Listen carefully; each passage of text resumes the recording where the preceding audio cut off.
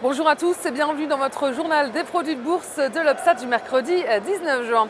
Fin de séance stable à Paris, le CAC 40 cède 0,08% à 3860 points.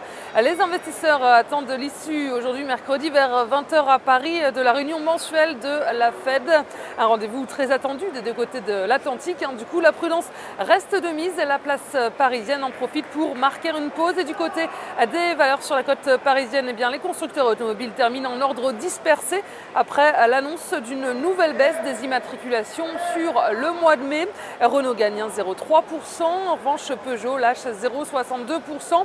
Et à Wall Street, en revanche, fin de séance dans le vert, le rendez-vous phare de la journée. Donc c'était évidemment le début de la réunion de 2 jours à Washington des dirigeants de la Réserve fédérale américaine.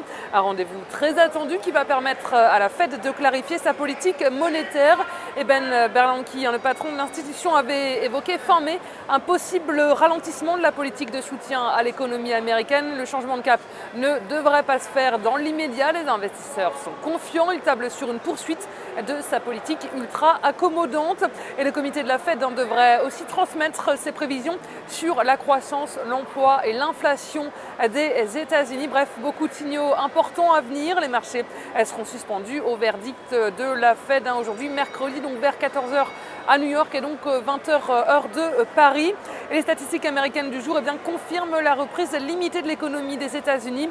Elle est mise en chantier de logement. On rebondit en mois de mai de 6,8%, sans pour autant effacer le net recul du mois précédent.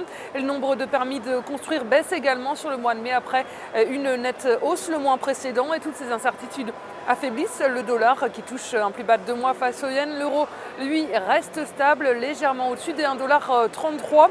Et les volumes sont en repli sur le marché des produits de bourse avec 16,8 millions d'euros échangés dans une séance d'incertitude.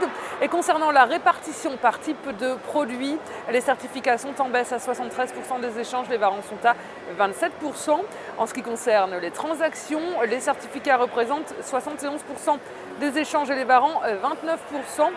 Et la répartition par sous-jacent nous indique que les indices sont en baisse avec 29% du marché. Les actions, en revanche, sont en forte hausse à 69%. Et selon la répartition des transactions sur les warrants, eh bien, les indices représentent 46% des échanges.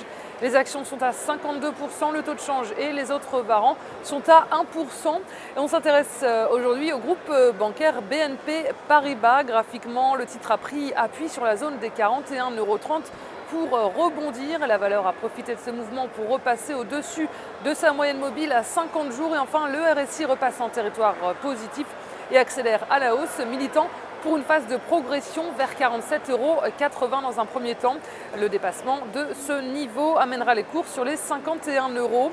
Et la stratégie qui vous est proposée pour jouer cette valeur, c'est l'achat du Warrant Call BNP Paribas à 4624 T d'Unicredit au prix d'exercice de 45 € et d'échéance au 6 décembre 2013. Voilà, c'est tout pour aujourd'hui. Passez une très bonne journée. On se retrouve demain.